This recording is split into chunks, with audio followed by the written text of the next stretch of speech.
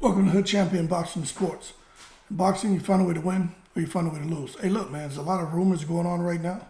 You know what I'm going to tell you first and foremost. Take it with a grain of salt. But at the end of the day, I would like for you to subscribe to the channel. Just gives me the motivation to keep pushing. Now, boom, Dan Rafael, out of everyone out there on the internet, I tend to trust what he reports. He's been around boxing for a long time. He doesn't have an agenda. And he will ask tough questions to boxers, even if they don't like it. But Dan Rafael has gone on record and said one of the things that he heard when he was in Vegas this weekend is that there could be a Showtime pay-per-view on December 9th that would include a Floyd Mayweather exhibition as well as Danny Garcia and Keith Thurman in separate fights. Now, if that's true, that would be great because Keith Thurman, he is talking, and he has gone on record and said that he'd have a fight before the end of this year. I haven't heard him come out and say now that those plans are scratched. So that could be something that is tentatively planned, especially if Floyd Mayweather can have a pay-per-view and they can put Danny Garcia and Keith Thurman on there. But Danny Garcia, he's supposed to be fighting Erislandy Lara, so I'm not quite sure what the plan is or who Danny Garcia is going to fight. I have no idea who Keith Thurman is going to fight. But I can't see Danny Garcia fighting Erislandy Lara for a title and Keith Thurman fighting Stanley Eunice for a title. So we just have to wait and see what materializes, but that's the rumor, okay? Then there's a huge rumor going on about Teofimo Lopez and Tank Davis fighting in January. Now, for that WBO strap. Now, this is the thing. This guy, Rick Glazier, he always has something to say. I think he's an interesting person.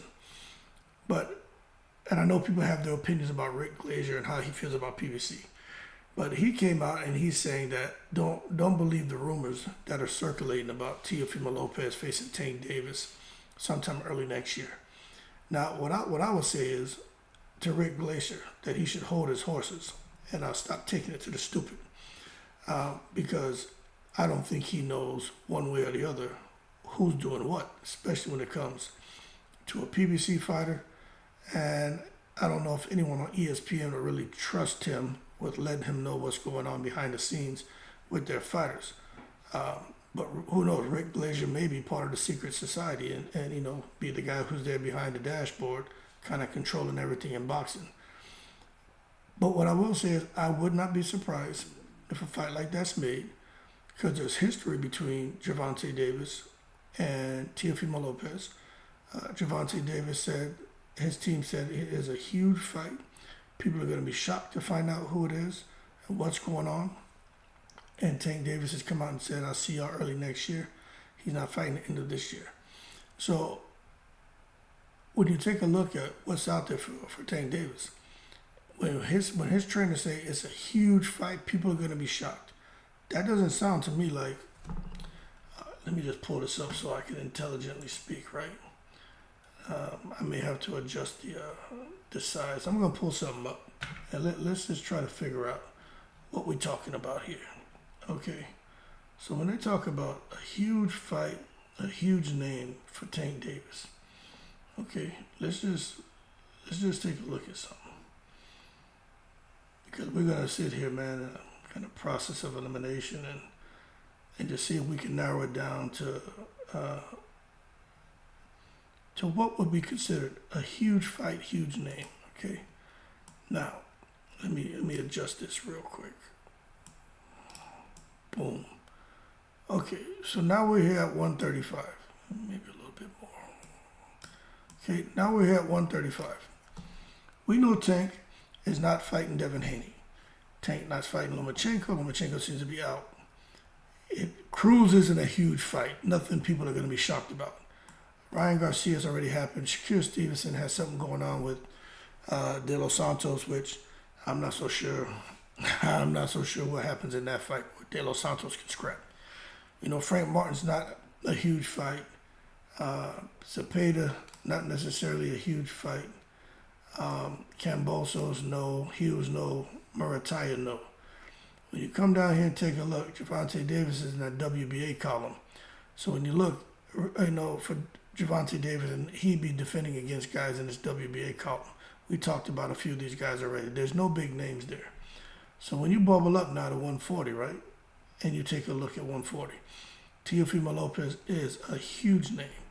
And when you take a look at Teofimo Lopez and the fact that he has a WBO strap, that is huge. And that is a big fight for Tank to bubble up to 140. Pick up that WBO strap, which I think he will beat Teofimo Lopez. I'm just being honest with you.